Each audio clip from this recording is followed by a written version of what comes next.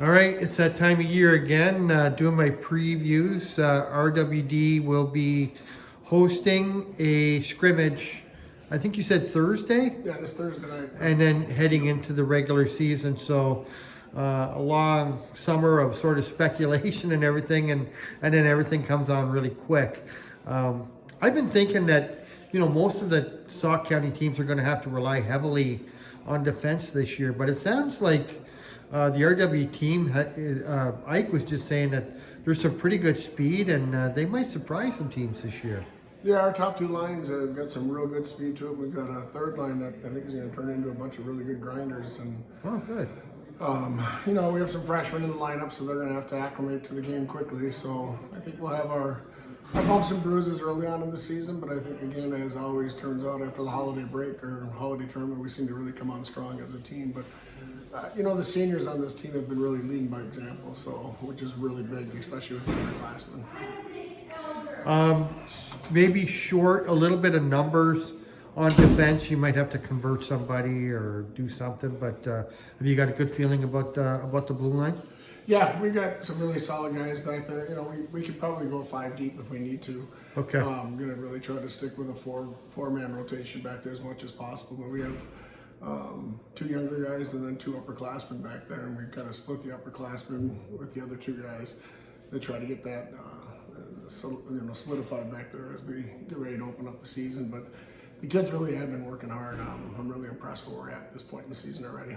When you say they've been working hard, are you talking about in practice, or did they come here prepared this year?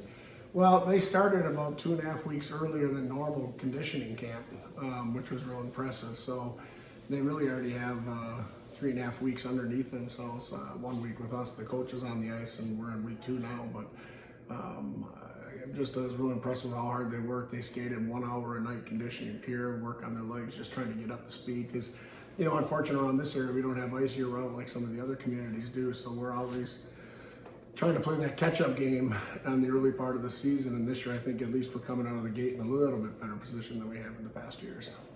Yeah, that's interesting that you talked about them doing the conditioning on their own.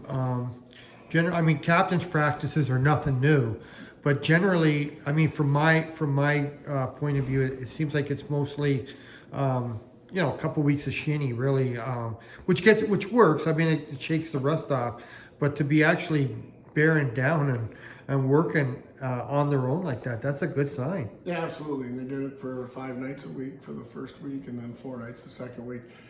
We had a non-staff coach member that was there observing to make sure they kept it organized and working hard on the ice. But I was real happy with the feedback I got that these kids really did. They were for 1 hour straight just constantly conditioning their legs to get up to speed. And it's shown here in the last week and a half, just here in our normal getting the season started camp. Excellent. Last year, you did use the blue line to chip in on the offense because you had a couple big shots and a guy like Ike who likes to move the puck and isn't scared to jump up. Now he's going to be playing with Uminski, who likes to do the same, actually. So he was just saying the communication is going to be really vital. But the blue line could be a pretty significant part of the offense this year. Well, the old adage is if you can't get the puck out of your zone, you're not going anywhere anyway. So, it's nice to have the speed that we do have back there. All 4 defensemen are very fast and have the capabilities of coming up ice with it. The question mark is they have to be smart and make decisions when time and space is gone. You got to move that puck to the next level. And too often you watch defensemen will skate and all of a sudden they turn it back over, and the next thing you know, the rush is going back the other direction, putting us in odd man position. So it's one of the things we have really been focusing on here with, as the breakouts coming up ice, is once your time and space is gone, you got to be looking for that next level pass.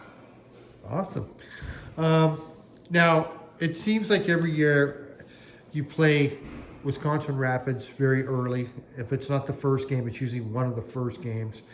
And I remember a time when, it was so huge to get a win against Rapids. It was such a feather in the cap, and it really built the season.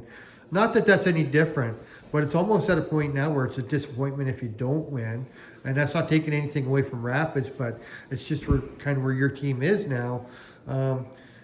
It puts a little bit of pressure right on game 1, I think. It does and it doesn't. It's always a great opening game. Yeah. Pat coaches a very well-respected program up there. It's always a good, clean, physical game of hockey, which I like, because you're starting to get a bit further north where you run into more physical style play, but you're also getting the chance to get acclimated for your younger guys too in a game that just doesn't get out of hand, where it's actually guys playing the game of hockey.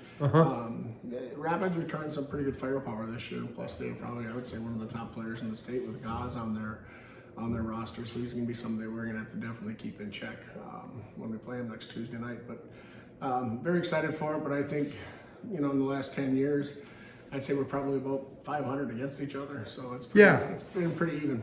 Yeah, I would say the same thing. And I guess looking at it in general, like there really isn't a lot of points. Some teams will maybe have a point in the season where maybe you play 3 or 4 games. I don't want to say weak teams, but you get like a little bit of a break in the schedule. But RWD mostly plays like high caliber opponent, like non-conference opponents. So I guess if things go bad, the wheels can come off. But you kind of like having that pressure, don't you? It's better to play quality hockey teams than it is to play sub-quality teams. And I mean no disrespect, because we're going to be going through some thinner years here coming up too.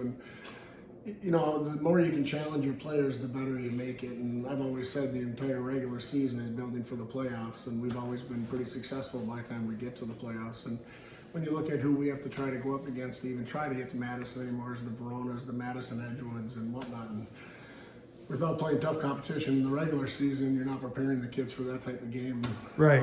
As you're heading into the postseason play. So, and it took a lot of years to get the opponents on our schedule. A lot of times teams didn't want to play us because what team wants to go out and beat another team 15-0 or 10-1 back in our early years? And not good. Now it's a lot easier to get those teams scheduled to make our guys better and hopefully make it a competitive game. Excellent. So do you feel good about the opening of the season, like compared to, you've been through this a lot, like is the team in a good spot right now, do you think? Yeah, we're progressing pretty well on the systems. We got a lot more stuff to put in the next couple of days, and from there it's just getting smarter and better after each game, and which is nice is once you start getting games under your belt, you can come back and watch film and help make the corrections necessary. And the kids learn a lot more by watching film, because you can sit there and try to yell at them when they're on the ice, but they don't quite understand it, so you can show them on film, if you would have done it this way, this is the correction steps you should have made, and it makes us a better team, and it makes them a better player. Okay. All right. Well, good luck with the scrimmages coming up, and maybe we'll talk after that on the eve of the regular season. Sounds good. Thank you very much.